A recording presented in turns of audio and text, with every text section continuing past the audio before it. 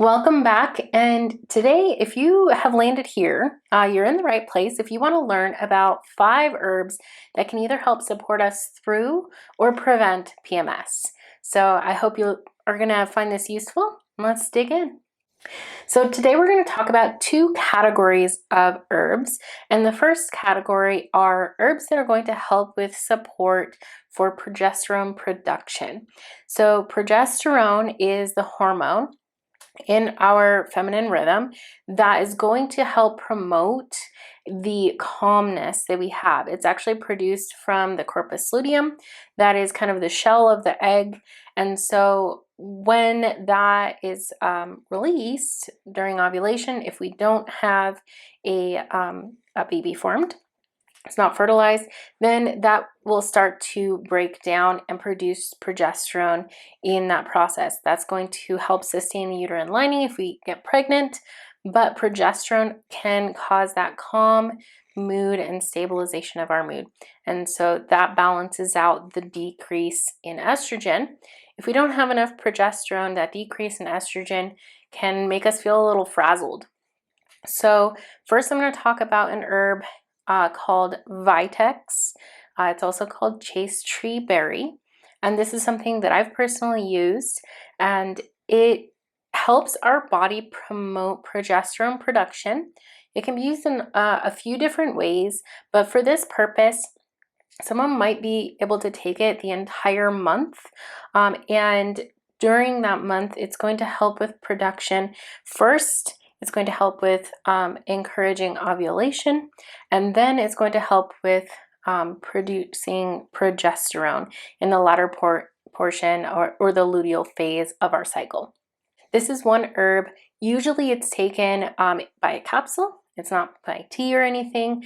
And so that is one way that we can help to produce more progesterone to help us sustain a better mood throughout our cycle, as well as that time where we might have a little bit more anxiety, more stress, or feel a little depressed. So that's one way. Okay, so next we're going to talk about Motherwork. Now, this might be something that you've already used or heard of. You didn't really know what its purpose was. That was the case for me. And Motherwort is a herb. It's in the mint family that is known for calming our nervous system. It also can support proper blood flow, and so it's going to help with our PMS symptoms by encouraging blood flow throughout our body, but also to our uterus, to prevent cramps. And then calming our nervous system is going to help with calming anxiety. And when we go through PMS, sometimes stress causes us to kind of burn through progesterone that we have produced at a faster rate. And so Motherwort could be something that's used as rather than taking it and preparing the whole month, it could be something that's used if you have anxious feelings and thoughts that are arising, especially during a stressful time. The only thing to be cautious about is it can increase bleeding because it does promote blood flow. So if someone has heavy bleeding, it might not be the right fit for them. Definitely talk with your doctor before using it. But this can actually be used as a tea. Like I said, it's in the mint family, so it has a little bit of a bitter taste, but it also it's something that you can simply drink or add to another tea blend that you might be taking at the same time.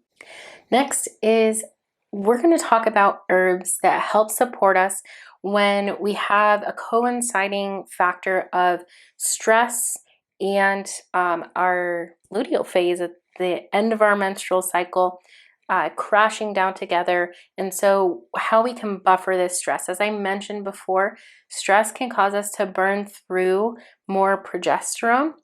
And so there are herbs that can help us balance stress that will then be able to help us make sure that we can navigate this time in our month a little bit better. So first I want to talk about licorice root.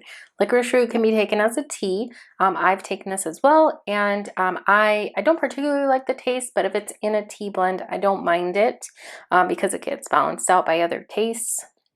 It is something that can nourish and support our adrenal glands. So if we're going through stress, we produce a lot of cortisol, and because of that, we also produce what most people refer to as adrenaline, and that comes from our adrenal gland, and our adrenal gland produces that, and it requires things to be able to make those molecules.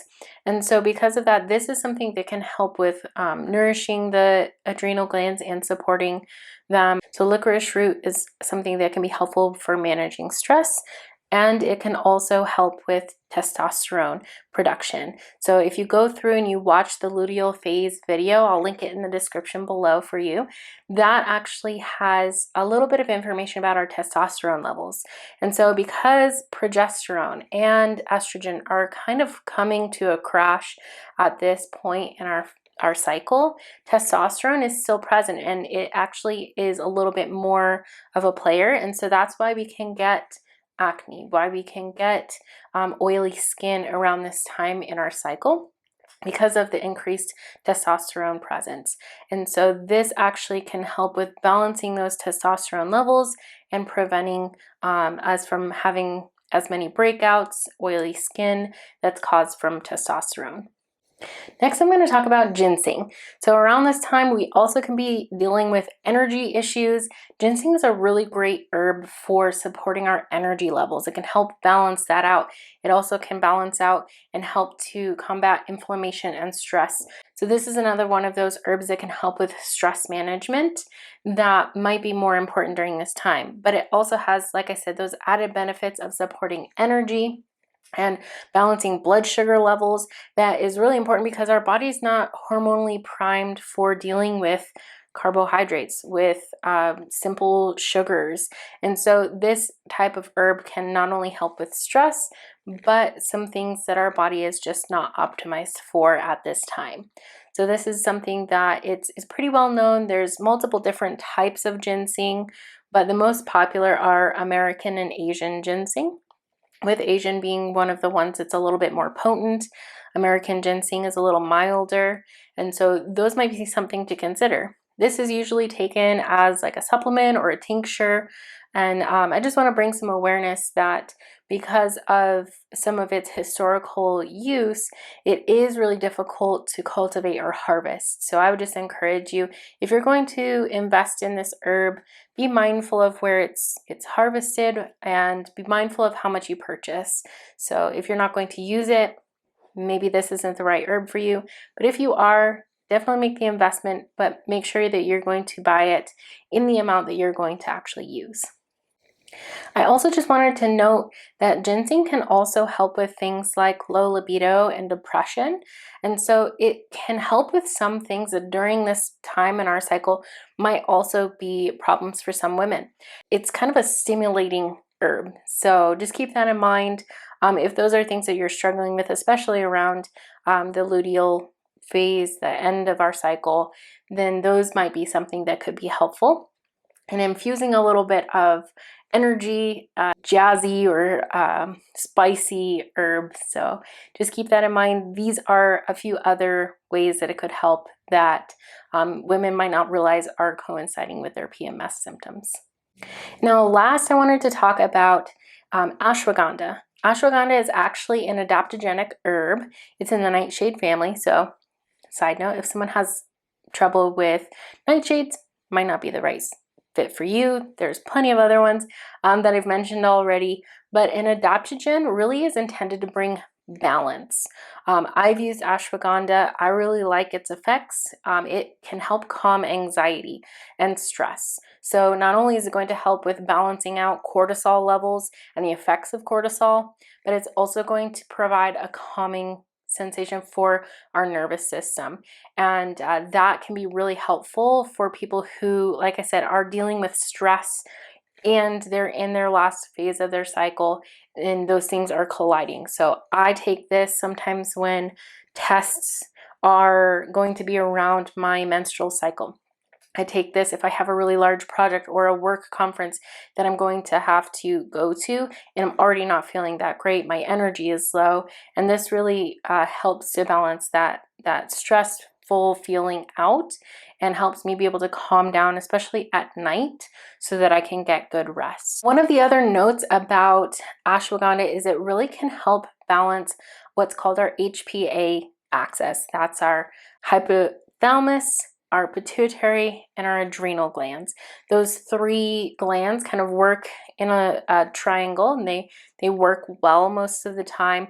But when we get stressed, our adrenal glands are going to produce certain hormones that affect our hypothalamus, and that is going to then affect our pituitary gland, which regulates our sex hormones. And so when we get out of balance in that kind of triangle of glands and hormones, then we can really get things that are dysregulated, like ovulation and our thyroid function as well. And so this can be a way that it's not only helping with supporting our adrenal glands, but it also is helping support the production of our sex hormones and other things like our metabolism, because those are all interconnected. Some of those glands are regulatory glands of our body and other systems as well. So ashwagandha can really help with some broad spectrum problems. These are 5 herbs that I really like. They can help with supporting PMS symptoms, especially ones like stress, anxiety, depression, and pain. And so I really hope that this was helpful. If you like this video, I would love if you gave the little like button a boop. And until next time, be well.